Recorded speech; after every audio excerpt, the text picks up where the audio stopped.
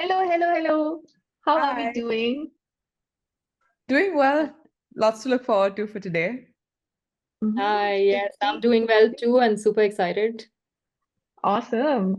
I really wish we were doing this in person, only because I have realized that the energy exchange is so much nicer in person. But Shruti is in Berlin, I'm in Mysore, and Dhriti is in Bangalore. So in-person conversation was not possible. But what's more important is that we're trying to look at another intersection of kindness. That's what's super exciting. To set some context, right? So today we have two fantastic guests with us, and both of them have figured out their niches. They have dabbled in multiple things before ending up where they are right now. I also don't want to use the term end very frivolously. They are currently there, and in the future, if we find something else capturing their hearts, I'm pretty certain that they are going to go there, considering how many hop, skips, and jumps they have made through their careers. Um, we have Saptarshi, who is going to be joining us from Belgium, and we have Gopakumar Menon, who is going to be joining us from Bangalore. Jyoti, can I ask you, like, what were some of the things that stood out from each of their profiles to you? And while planning, why did you think that it would be great to put these two people into one episode? I think that came from like this idea that we had of like putting people from different backgrounds into the same room to see where the intersections are and where the differences also lie, right? Like what are the similarities, what are the differences?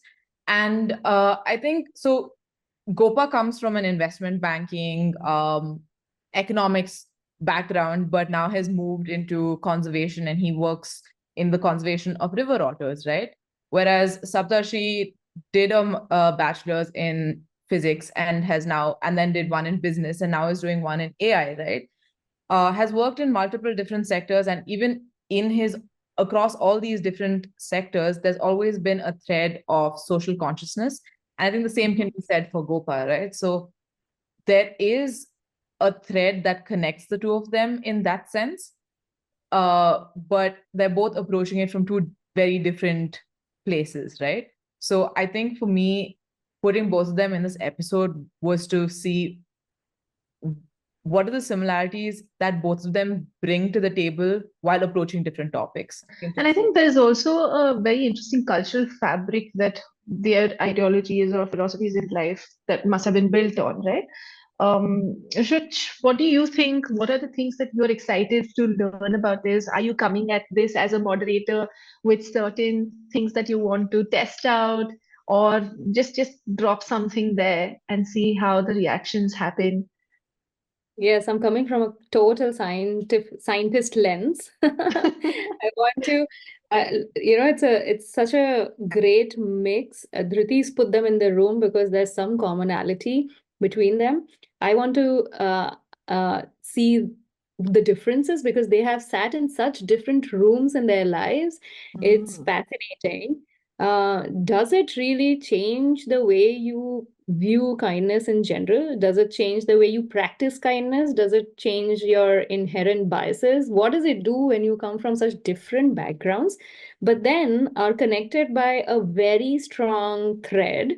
Does that help keep your center, aligned? Or does Mhm. that shift it? Like I'm so full of questions. I feel like I'm just might explode and ask all the questions in one go and then like really sum it up in 5 minutes and be like, no, now you guys talk. But anyway, that aside, I'm really excited to really dissect the differences and see how it has shaped their thinking and how their experiences have shaped their views on life, but also kindness, which is Yeah. such an important.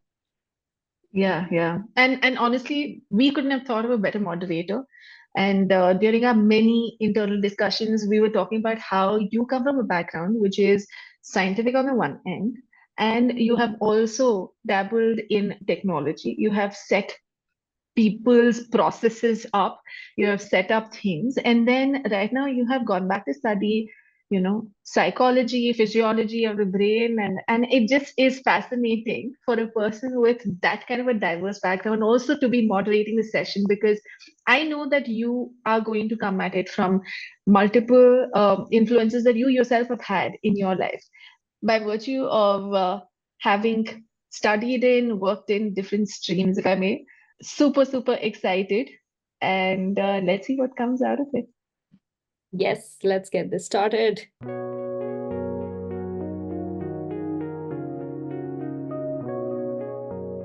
Well, we had some really deep answers from our guests that made us pause and think. So we decided to start with the rapid fire to prime you for the deeper conversations. So I just want to ask both of you, why is kindness important to you? One word. You can use two. Okay, two. For life. Life, okay. Saptarshi? Coexistence. Perfect. Can kindness be learned, do you think? Yes. Yes. Okay. Unanimous. Unanimous, yes. How would you like to experience more kindness in professional, personal, either way? Would you like to experience? Pass. Answer to that. Okay. Saptarshi? Patience. Patience. Okay. Good one. What's your idea? Sorry? Good answer, actually. Yeah. What's your idea of a kinder world? Happier. Happier world. I'll go with a contradictory answer and say selfishness. Okay. Interesting. Do you wish you knew how to be kinder to those around you? And align to support your answer. Yes, definitely would want to wish for that. I wish I knew how to be kinder. Yes. Yeah. If kindness was a person, who would it look like? Dalai Lama. Ooh. Good answer. Saptarshi? Like a helpless child by the street who's not really asking for help, just existing and trying to be alive. Yeah. What's one thing you wish you could unlearn? I think both of you spoke about this briefly about having to unlearn things to be kinder. So just wondering if there's anything that comes to mind immediately.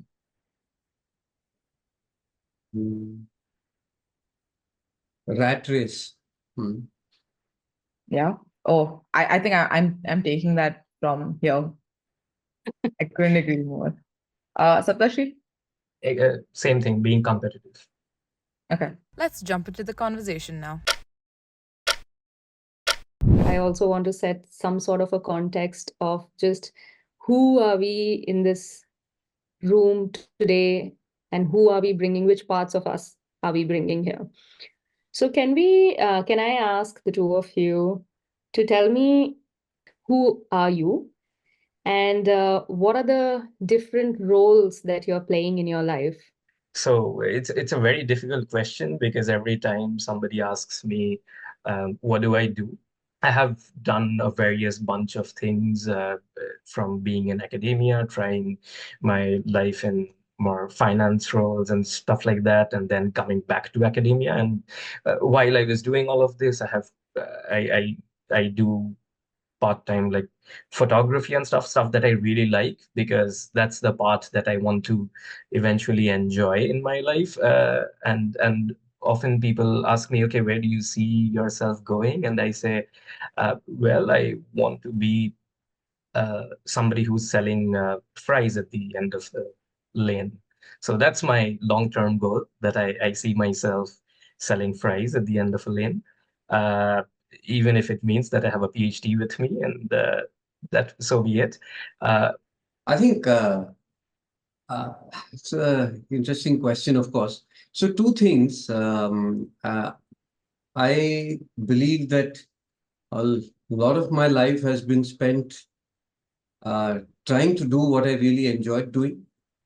So if I don't like doing something, I try not to do it.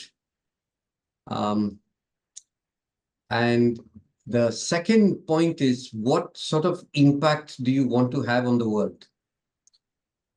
What kind of footprint do you want to leave behind for the future? And when I say the future, I don't mean the future in 20 or 30 years. I mean the future going forward. So the old allegory or example of a tree which will survive you for a few hundred years would be very apt. So can you leave behind something that takes a certain belief and legacy forward and yet leaves the world in every way a better place? And I mean in every way, So if Gandhiji said that you can't do right in one part of life and do wrong in the other, because life is a whole. So I believe in that. I believe a great deal, and he has been a great source of inspiration for me. So I'd like to believe that. Yeah. I want to mention something. So the way you describe like what legacy you leave behind, it reminds me almost like of almost exactly like this poem by Emerson, What It Means to Have Succeeded in Life. Yeah. So he says that whether be it through like a healthy child or like a garden patch or a tree, to know that at least one life has breathed easier because you have lived is like to have had success in life. So it kind of reminded me of how you see the future going forward. Absolutely. Absolutely. Wow. So kindness above everything else is kindness to the planet, right? Yeah. Is kindness to something that is far, far greater than us, which is amorphous. You can't touch it, feel it, see it, nothing. But it's so much bigger. So being kind to a child or a person is one thing, but being kind to the planet is actually a lot more intense and needs a lot more thought and foresight. And that's a journey which is not easy. You guys have brought me to this point where now I want to know, how do you individually view kindness as a concept? So now I'm not, I want to go a bit meta, and I want to know, as a concept, what do you think it even means? And what do you think are the building blocks for it? I think kindness is very central to my life. I know that there are times when I'm unkind, but being cognizant that you're being unkind itself is a first step, right? Knowing that I'm not being kind to somebody. So primarily what happens is, when I look at it differently and ask myself, or ask us really, what is unkindness as a concept? So we look at what is not unkindness is kindness. Let's look at it the other way around, right? So unkindness is when there is somebody or something, or let's call it either, let's say an animal that's a carnivore. Okay, because I work in the animal world, so that's one. Or an individual human being who completely disagrees with you on something. Or third, an individual who's very much unlike you, right? So belongs to a different race, color, whatever, right? Or can be very different in outlook, philosophy. So the question is, how do you view that individual? Are you able to listen to that person with an open mind to say that this person could be making sense under certain, or given his or her context? Is a carnivore completely justified in killing an animal for its food? Right? The answer, of course, is yes, because science tells us that. But I know that heaps of people I work with have very biased views about animals, right? And I'm going to take a minute more and tell you, I don't know if all three of you have read a classic book, just like you talked about Emerson and Times of Henry David Thoreau. There was a classic writer who wrote a book called The Sand County Almanac, right? And in that, he talks about how they used to see wolves as something that you killed. You shot wolves because they would kill deer. So you were a hunter and you were killing wolves because wolves did the wrong thing, in their opinion, right? And then there is this beautiful passage, a lovely passage where they shoot a old wolf, a mother wolf, and then when they reach the wolf, they find that there are the dying embers in its eyes, in its green eyes. You can see this. This is one of the most celebrated passages from Sand County Almanac. And when the hunter looks into the eyes of the wolf, he feels a sense of revulsion at what he has done, at how unkind he has been.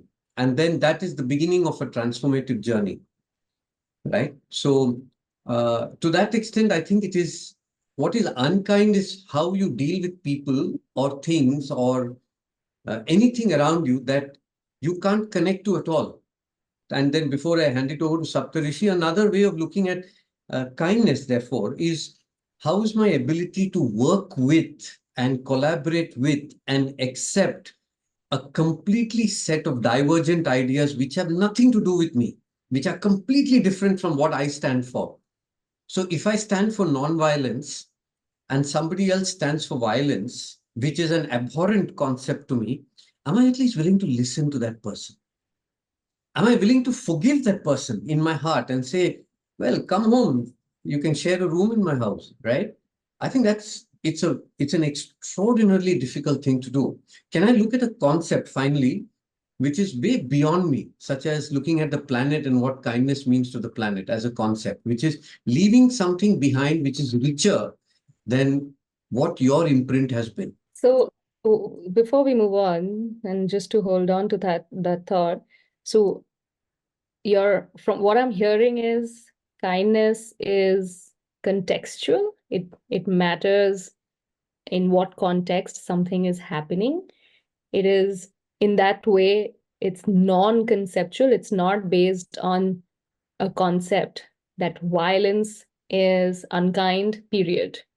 You're saying there's context to why, or even leaving that room open, or in what context did violence take place, is more important to decide kindness than to just be like, kindness is lack of violence. Is that what you're kind of?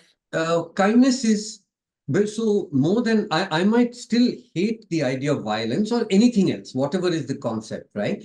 But having the ability to sit with that person and listen to a point of view without judgment, Yeah. and recognize that that person is entitled to that, and I might still not like what he or she did.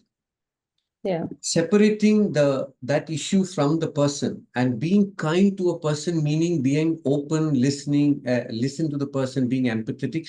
I think to that extent, that's the nature of human interaction that I believe is kind. Beautiful. Okay. And that we don't see today. We don't see it at all.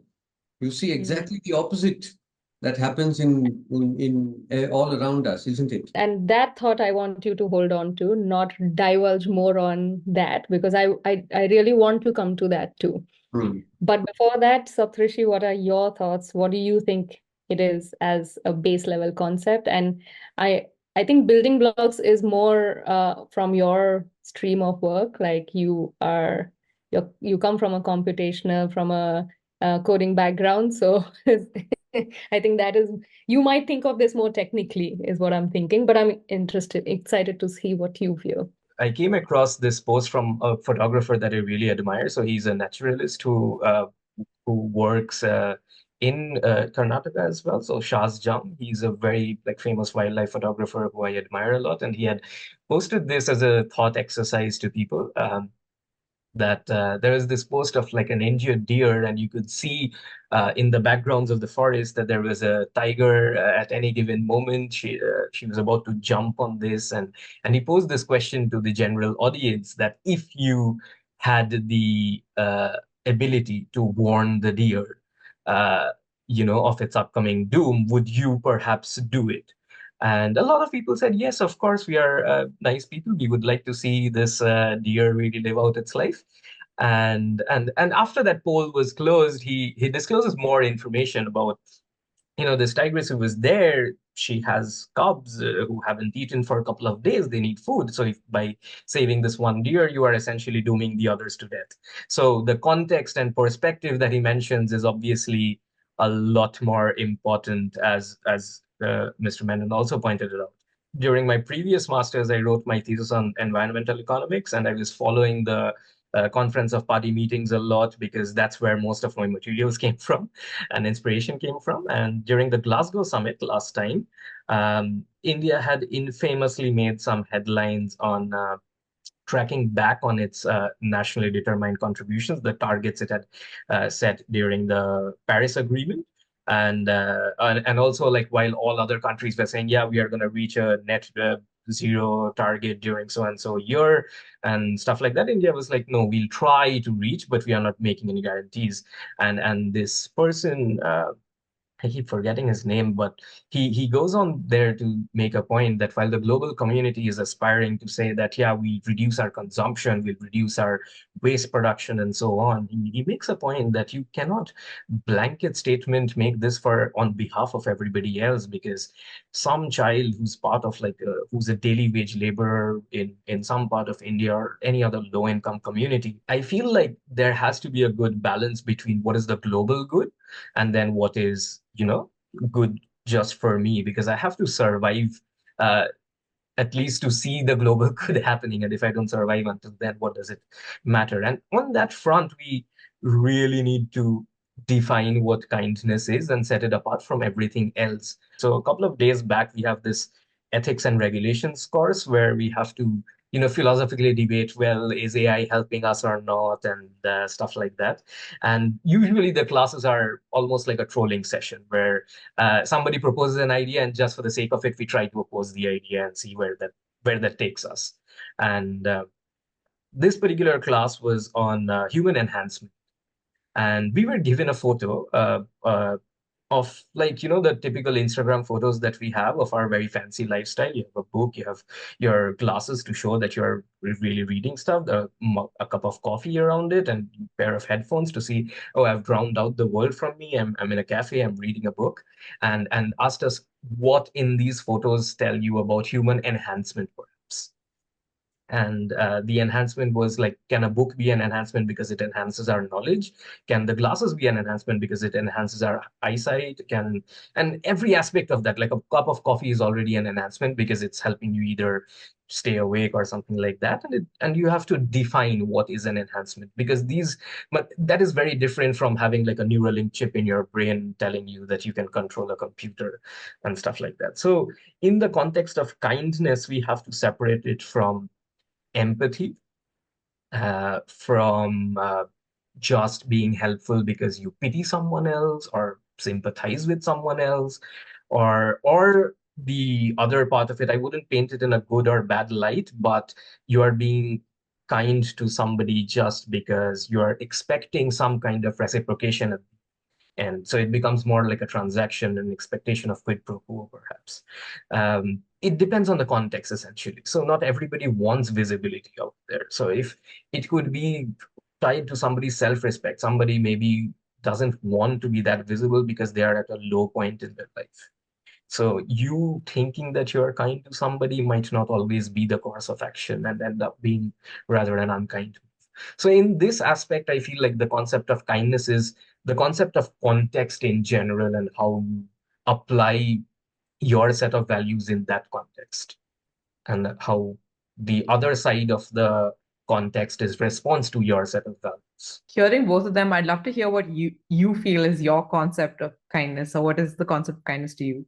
Yeah, and before I do that, I wanted to say that I wanted to start slow. Yeah. But we really, and I love how this has, taken the opposite turn, and we've really dived into some extremely contradictory and morally enlightening or morally poking zones of kindness. And it's very true that, so before I tell you my views on kindness, I think you touched on the morality of things. Is it okay if the deer is saved. But oh, now is it okay when you know that the mother's children were hungry, the cubs were hungry. And then you've also dived a little bit into what is globally good and what is personally good. So which lens are you then going to look at? And do you so yeah, we've really gone very deep. So thank you for that. But to bounce off that, I think when I think of these concepts, it is these really big, giant situations that I also try to plug everything into. And then my brain goes on an overdrive that, oh, am I supposed to think about myself or the other person or the world or the planet or the plants? Or it's always been a dilemma question that, okay, if so many things can be true, then what is true? And if everything can be true, then is anything true? Is always something that bothers me. So which is why personally, I think for me, the concept of kindness is very hierarchical. It starts from within, and then I extend it to the world. If I can, on some days, do the bare minimum and just do it for myself, I think that's enough. If I can extend it to one more person other than me, good. I've had a good day. If I can then, in some ways, extend it to the world, incredible. I personally feel like it's not possible for me to do that in every context. So, which is why I personally have various facets to my life. Some facets of my life make sense only to me, and I'm doing it only for myself. And in those facets, I will be kind only to myself.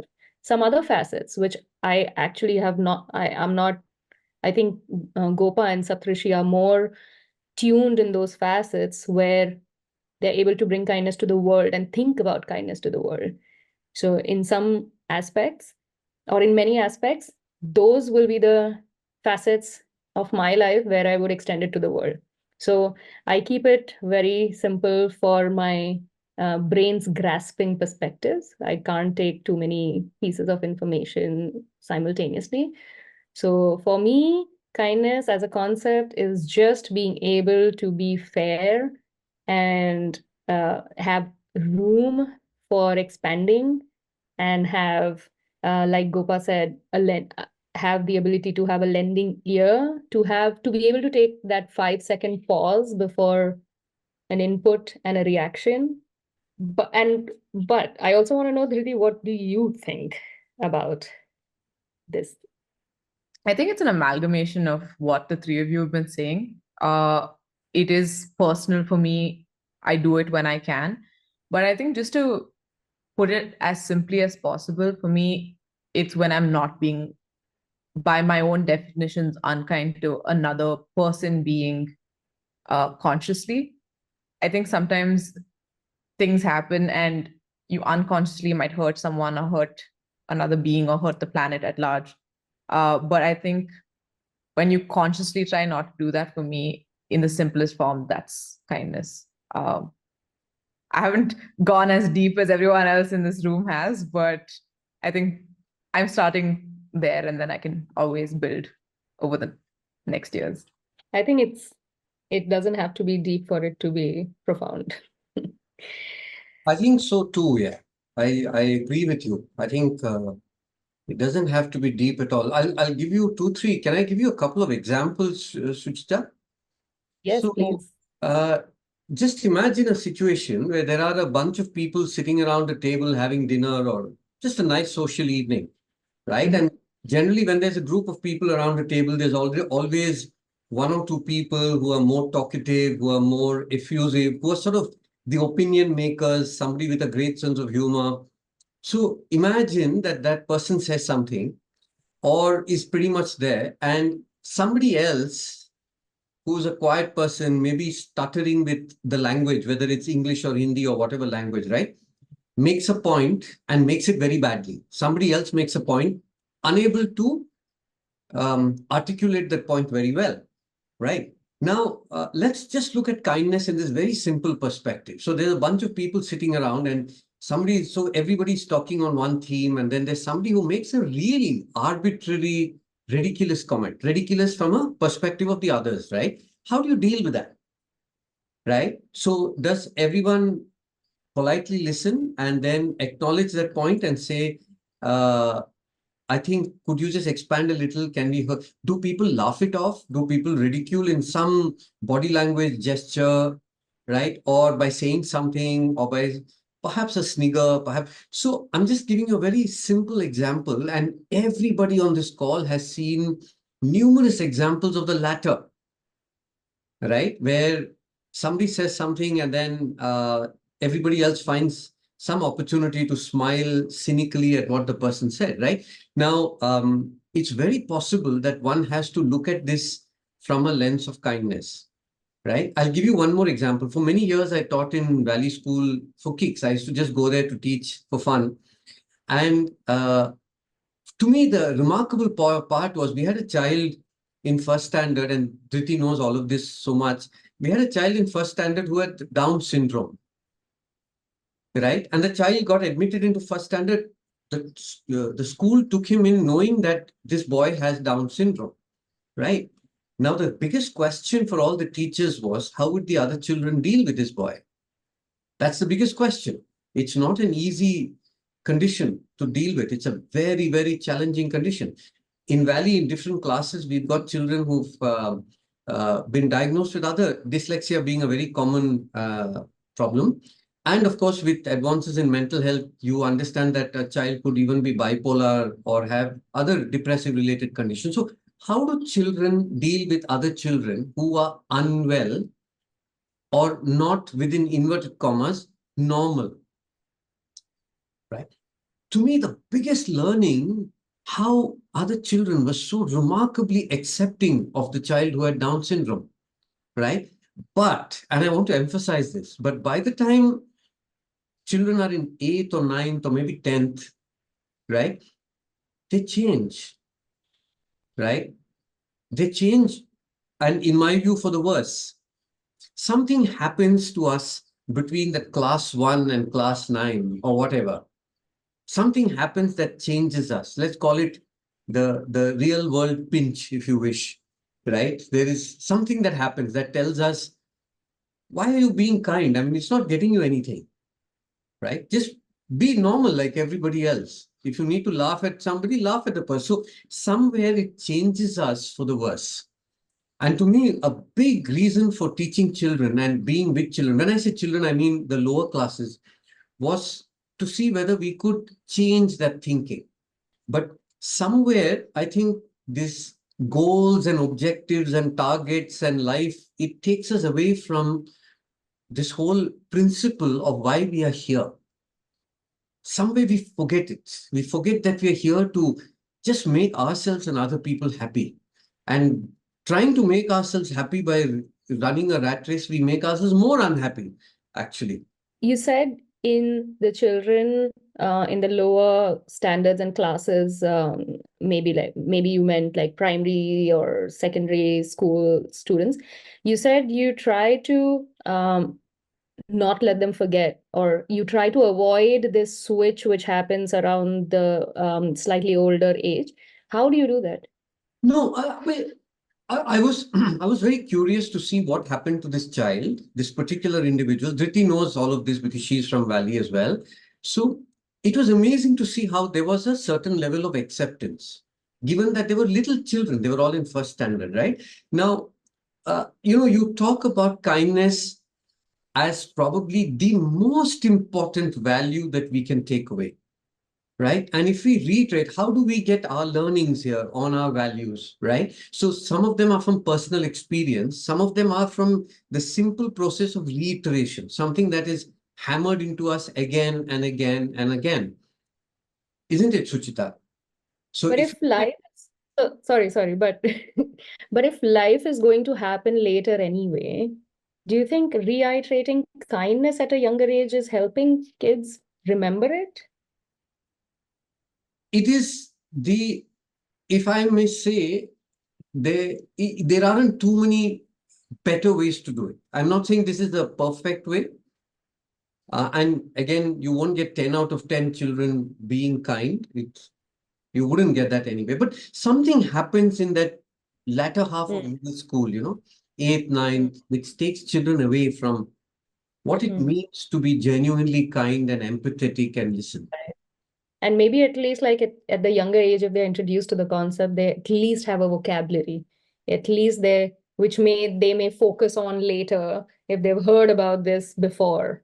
Yes.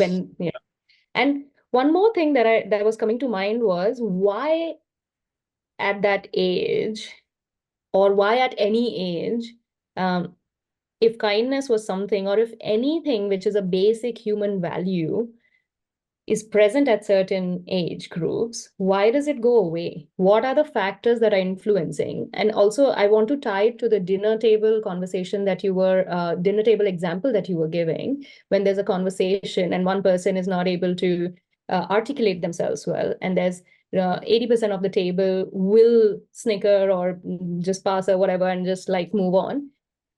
The few, or if there is any person who does see this person and instead goes, oh, no, I think he's making a valid point, let's hear it. What is causing the difference between an adult who is able to notice something like this on a dinner table and the child who's switching at some point? I feel like there's there must be some commonality which is driving people away from these basic human instincts and values. And what is it that's playing a role in your view?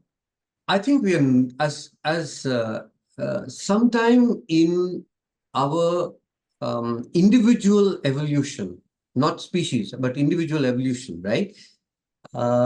We downplay the role of understanding and empathy and tolerance and acceptance.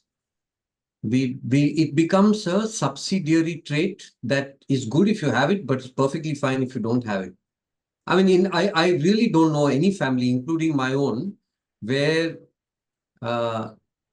acceptance and appreciation and understanding are premier traits, as opposed to, for example, having an MBA, right? They're not seen as something that we should wish for as a family. So I'll give you an example. I was on a trek last week, and we had a trek guide, and he had a stammer. He had a very severe stammer. And because he's a local Nepali man, he speaks Hindi. He was feeling very overawed we had a big trek group of 10 people, 11 people. So he was very overawed. And when people who have a stammer are overawed, they stammer even more, right? I went for a walk with him, and he was showing me medicinal plants. And I can tell you, Shuchita, I have yet to see a guy with so much expertise. This man is a genius. Now, I actually feel that my group wasn't empathetic. They didn't understand. They found it boring to do this, right? Because you have to listen to him for 3 minutes before you make sense of one statement, right? It's something that's very out of what we do. It's not what we do. We are used to smooth talking people like yours truly sometimes. So it makes so much more sense to talk to somebody who talks meaning, so I think we have these concepts about what I should value more than somebody else. Yeah, exactly. And as you were saying this, I was thinking about this, that who decides what's garbage and who decides what's meaningful. And if somebody's saying something, there's meaning at least to one person in that room, even if it's the person who's saying the things. And you're right that it's only with developing empathy or developing this innate curiosity, or not killing your innate curiosity, which helps you in your early years look at an object and be like, why is it like this? And you throw it, does it break? Does it do this? Does it do that? A child spends a lot of time with a very simple object before, getting bored with it. I think as adults, we lose that innate curiosity to be like, why is this person saying this? What does it mean? Where is he coming from? What is the context? What does it mean to him? Like if even like a few more questions of curiosity, it may reveal that this person has this amazing knowledge about herbs and about plants, and you are able to crack that point where the person is coming from. That's so true. And the four of us in this room have come from different. What is the similarity between us and what is the difference between us? If one of us is thinking a certain way, why is that person thinking that way? And my immediate response is the things that we are exposed to. So what are the things that we are exposed to is what I start thinking. We are exposed to early on to our family culture, to our country's culture, to our culture's culture, to the educational institutes that we visit, the degrees that we take care of or study for, the things that we are rewarded for. And as you rightly said, the reward is taken away from being kind to which degree you hold. So the kind of rewards that the reward feedback loop that we get into. So, and a lot of this is subliminal, right? Like nobody's making us sit in our house and telling us, it's not good to do this, it's good to do this. And in the context of, say, educational degrees, the way it's subliminally passed to us is that when we get our report cards, our parents are like, we love you if we get a first class, right? And then as a child, you start thinking that, oh, they said I love you when I got a distinction or I got 90%. So which means I need to do that, more of that, in order to get the appreciation that I got from them. And then that makes me think, how many of these things are, subliminally affecting us?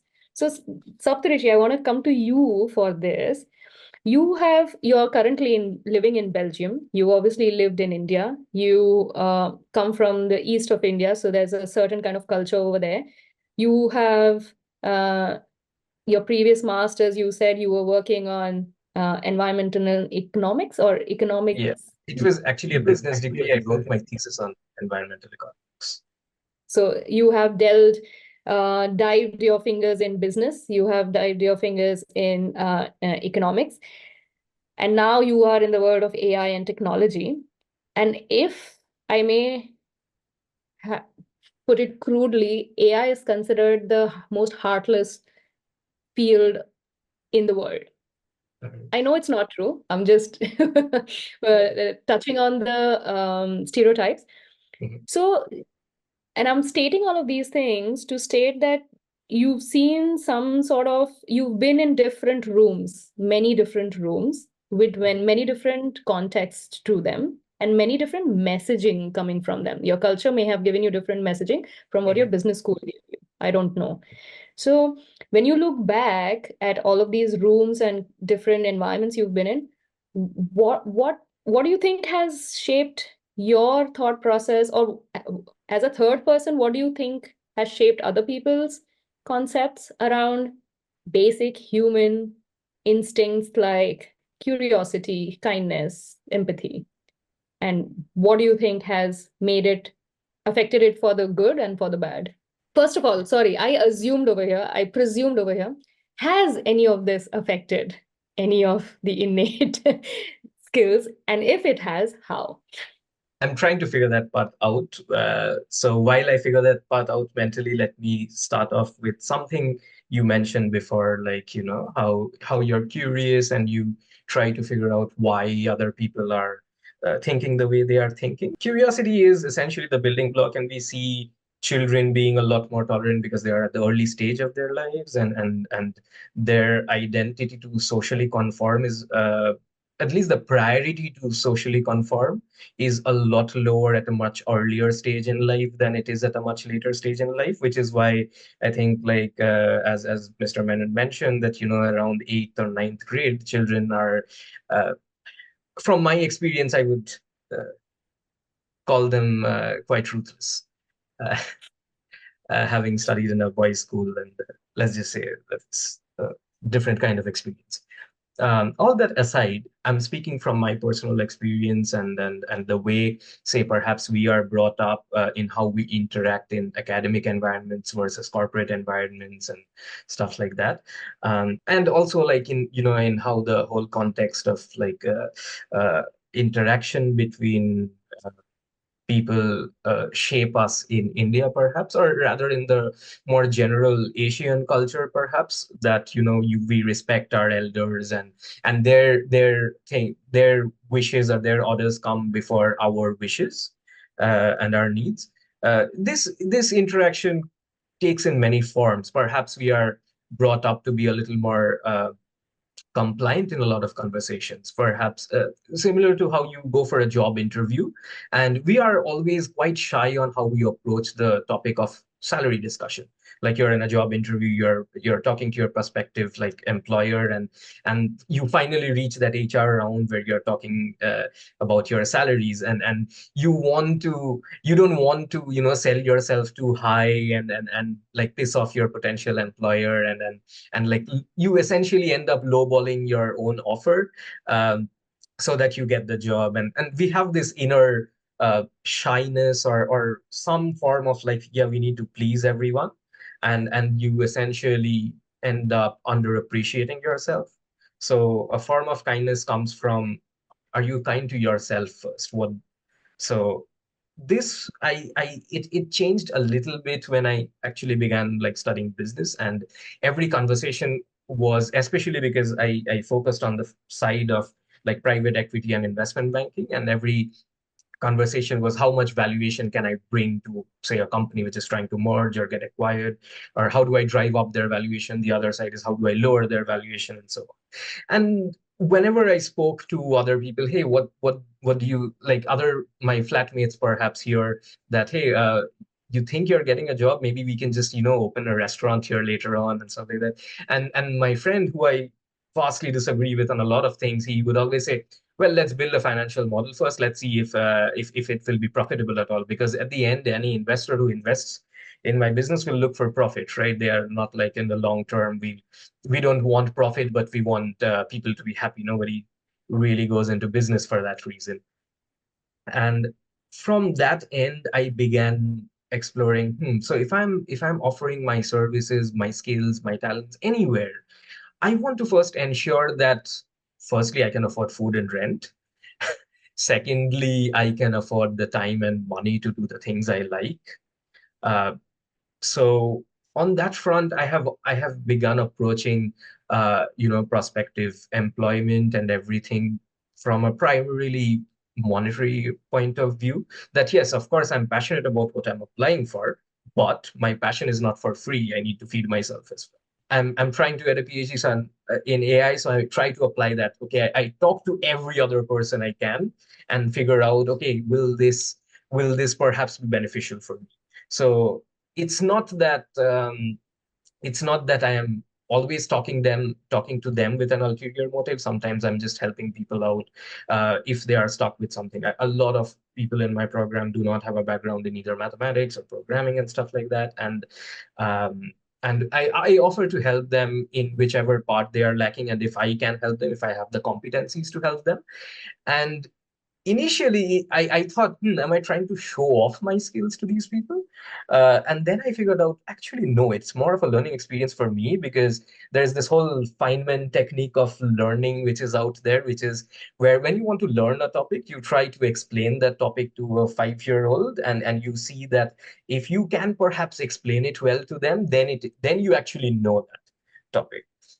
And when I try to help out any of my peers, I figured, okay, I do not actually know this topic as well as I thought I did.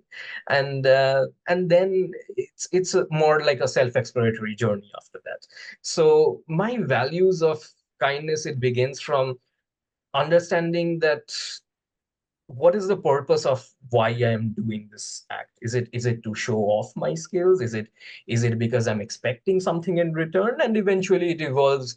Okay, no, I to some degree maybe that is true, but the other part is, I'm also trying to learn something in exchange. In the long run, it doesn't really matter why we do it, but the fact that we do it matters.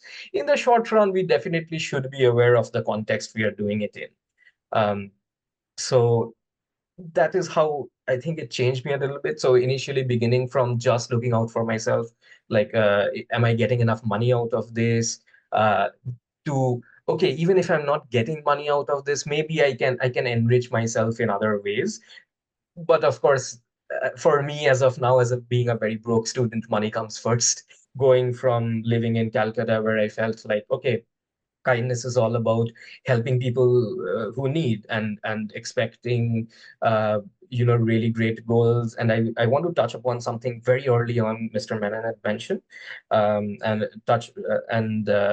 then trying to expect those goals, and then uh, coming here as like, okay, maybe I first should look out for myself, and then, as you mentioned, that okay, I try to help others when I can, and that will be a very good day for me. And eventually you see that it's a balancing act for both. Like I try to look out for myself, try to look out for everyone, and then so there'll be good days and there'll be bad days. On the good days for yourself, you're like, okay, it's a sense of accomplishment for yourself. On the good days, on the bad days for yourself, perhaps you can look back on the times where maybe you didn't gain much, but you helped others gain a lot more. Before you move on, I just want to like summarize and like kind of understand if I'm getting this right. So what I'm hearing is that in many ways a cultural, and I think you presented everything in a interconnected way.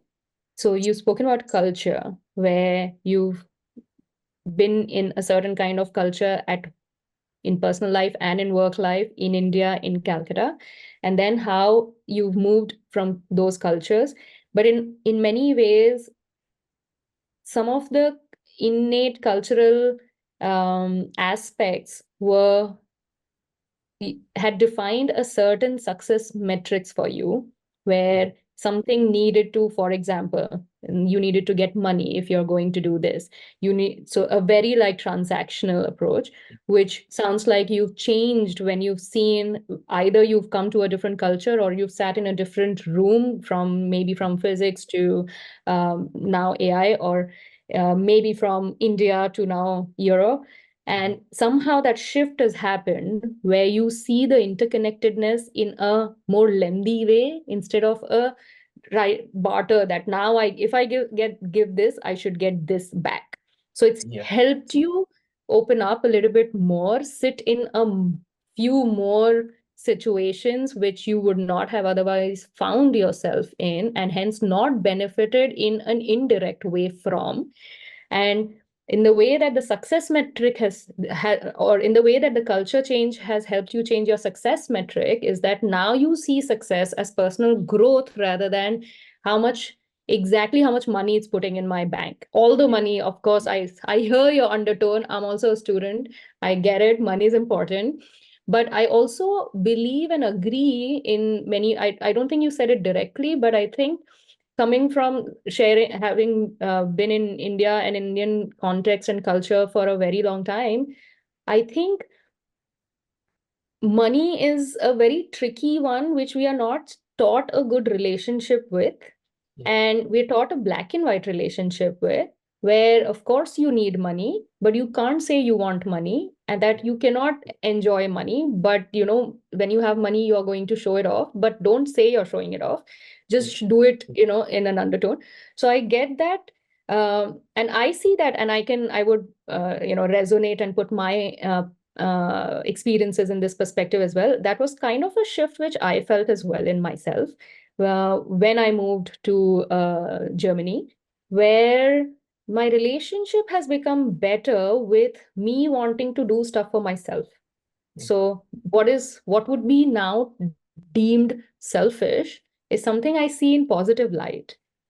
And that was part of the reason why I said kindness to me begins from myself. If I can't extend it beyond myself, it's fine. But if I can just do it for myself, that's enough. Because for me, this cultural shift in all of these perspectives and all of these things are interconnected. This shift has helped me realize that I'm able to be kind to myself.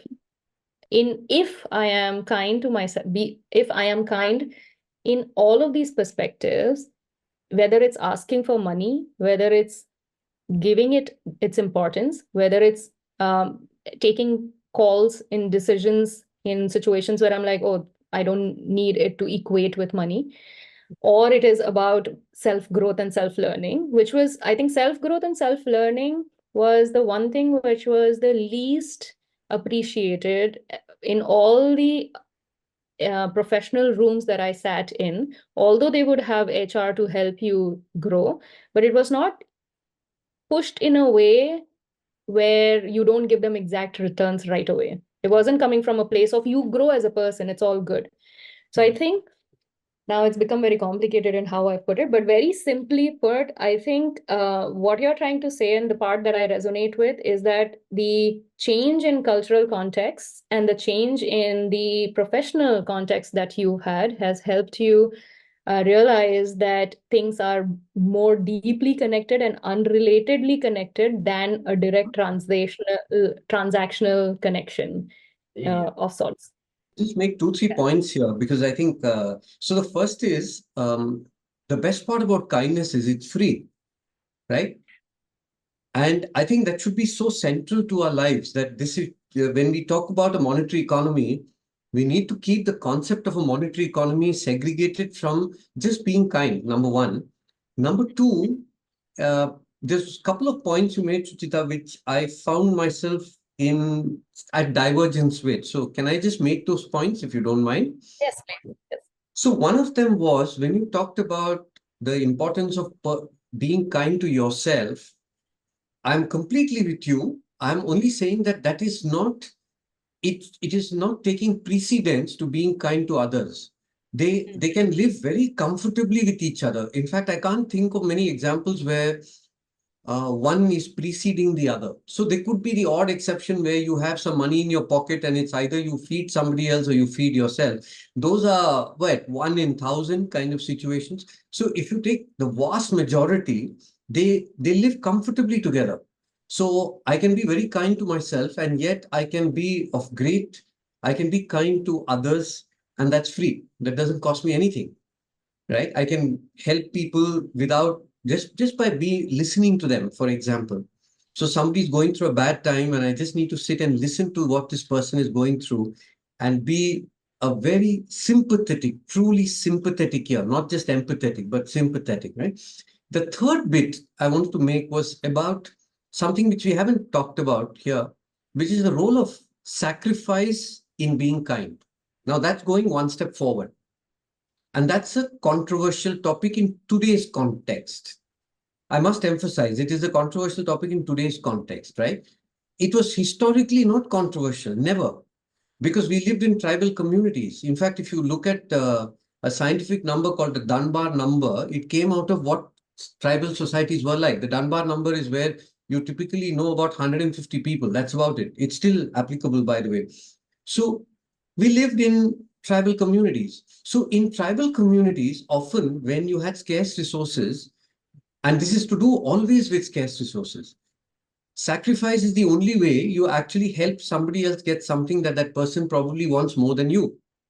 So I need something, but somebody else needs it more than I do. And therefore, in my view, that's how I'm seeing it. And therefore, I'm going that extra step to say, I will give this to that person without external influence, right? I do it very happily of my free will. Now, many of us still do that in our lives. But if I may say so, the individualization of the world, which is I as an individual and am important, gaining precedence over, let's say, community happiness and community living, at some way means that this becomes subservient, the idea of sacrifice. I use the word sacrifice as it's a big word to use, but I mean, it could be as simple as giving up something that's important to you, but more important to somebody else, right? What we give up generally is what we don't want. And that we give up, of course, very happily because we don't want it. But being kind is, I believe, being more than that. Now, I'll just take one more minute, and if you don't mind, which is this idea of what is being kind to the planet is something that is very, very important for me personally, right? And I've spent a lot of time, especially when I'm traveling, and I travel a fair bit, asking myself, am I really being kind to the planet? I won't use the word kind. Am I being fair sometimes? Am I being kind? Am I leaving a legacy? And I realized a while ago, maybe a few years ago, that the best thing I can do is to not use the money I earn to consume things, right? So just to give you an example, if I'll just give you just an example, right? The fashion industry is a massive contributor to pollution, climate change, 10% of global emissions, blah, blah, blah, blah, blah. I won't get into that. But what's it that I can do? So I need something. I need a fashionable something, right? But I choose to not buy. That's a choice I make, and let's call that sacrifice, which never existed in human history earlier. In human history, it was always it was scarce resources. Today, the problem is I have excess resources. I have plenty of money. I can buy as many shoes I want, right? But I'm choosing to not buy. And that's I believe that choice is kindness. To say that I don't want to create a legacy of waste, and I want to go easy on not buying something. It made me think really differently. It made me look at what I consume, how I consume it, what I do with it at end of life, right? And at some level, it is a divergence with everybody around me. Nobody agrees with me. So it makes it a very isolated life, I can tell you. When you tell people, don't buy something, okay? So everybody's looking at you as if you're nuts because you don't have a logical answer. It's a completely emotional answer, which is what will happen when you finish using it. You throw it into some kind of waste bin. My brain can think of two giant buckets. Firstly, of kindness in general. So one was physical and materialistic kindness that we are talking about, something that you can physically give to. My effort is also physical kindness. If I'm giving things or money to somebody or effort to somebody, that is, I would call all of it physical or materialistic kindness. The second category that you were touching upon was the emotional kindness, where you're empathetically able to be kind to people, sympathetically able to be kind to people. You're able to provide that space for people to coexist with you without any physical exchange, but emotional exchange. Yeah. And then I was thinking about the excess and the sacrifice aspect of giving and the sacrifice aspect of kindness. And that also, and I think both of these categories, the physical and the emotional kindness, let's call it, they seem to stem from when we draw a flow chart of, do I want to do this, or yes or no, why do I want to do this? I think both of them coincide in this one category of which stage are you in? Are you in survival or are you in excess? Historically, we've been in survival stage where a tiger is going to come and eat us. So that was our level of survival that we were trying to fight against. So our instinct was to hoard. Okay, if we are getting food, eat everything today because tomorrow I don't know if we are going to get anything. Then as we moved on, this one survival instinct is not really left, which is moved from let's collect food for winters to let's buy everything from Amazon today. And we are not able to control that urge in the way that we should control it or switch the context for.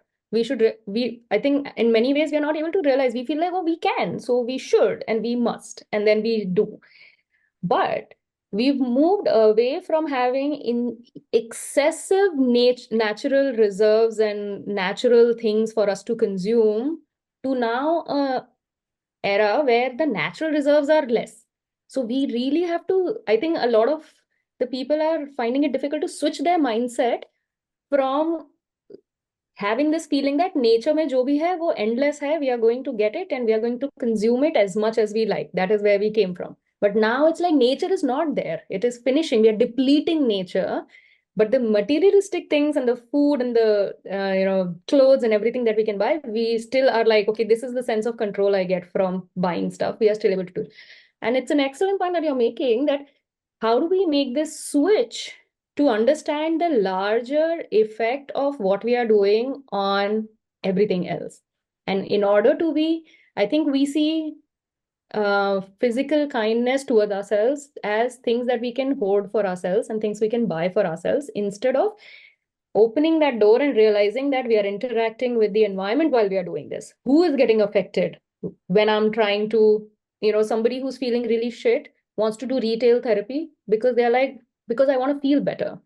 But when you're doing retail therapy, who are you buying from and who else is getting affected? Oh no, but I'm helping people have jobs who make these clothes, right? Correct. But then what is the delta between who you're helping or who you're thinking you're helping and the things that are irreversibly getting damaged in the process? And I think that's the kind of pro and con that you try to bring in. Absolutely. So two comments, quick comments here. Firstly, it's this generation of people, including myself, we've grown up in adequacy to excess, right? So we don't carry a historical baggage of depletion, of scarcity of supplies. But it's just the human nature that we have, that we want everything which can be delivered to us very quickly, and therefore we want it and we can afford it. And they're getting cheaper and cheaper because of suppliers all over the world. So it's really to do with human nature. And therefore that means saying no to spending, which is very hard. But it's the kindest thing you can do to the planet. You know, people ask me, what can I do for Coorg? And I tell them the best thing you can do for Coorg is don't go there. Just leave the place alone. Don't go. Right? Yeah, Dhriti, that's exactly what. So other than people who live, other than people from Coorg who go there, I'm talking about tourists, right? Don't go there. So the fact of the matter is, wildlife doesn't want you to come there. Wildlife wants to survive by itself. Right? The best thing you can do for a tiger is don't visit a national park. Just stay away. See videos on National Geographic and sit there and enjoy far better footage than you'll ever see in the wild. Because a tiger is not asking for your company. It's fairly happy without your company. Reasonably happy from when reports last came in. Sorry. Anyways, kidding. So when I tell people that, it somehow doesn't seem like it's the right thing to do. Right? The second related point in some way is, as we look at the whole pattern of where we are going, the emotional aspect of kindness is getting depleted. And to me, that is so crucial, right? I'll give you an example. My mother she had dementia for many years before she passed away. And it's very hard to deal with a person who's unwell like that, right? And I would find myself getting very irritated after a certain level of interaction with her. Now, how we deal with elderly people, how we deal with animals, and how we deal with children. These are three ways by which we can understand how society is, how kind we are. Are we kind to elderly people who need us, to animals, which Gandhiji famously said, and with children? How do we deal with children? And these just provide us certain, let's say, beacons of the way forward. That's what I wanted to say. Okay.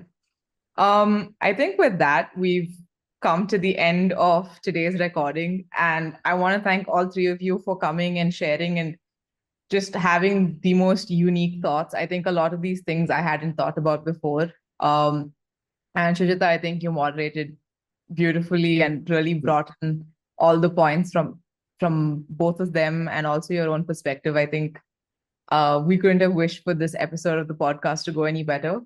I'd just like to wrap up and conclude by saying that this is the Kind podcast. And today we had Saptarshi, Gopa, and Shuchita joining us from different parts of the world. And we're signing off now. Please feel free to follow us on social media at the Kind podcast. And this is also going up on Spotify and other streaming platforms. And the video will be up on YouTube. So if you'd like to see these people's lovely faces, you know where to find it. So yeah, that's this episode of the Kind podcast. Thank you guys so much for coming. Thank you so much. Thank you. Thank you so much. Thank you. Yeah. Cheers. Bye-bye.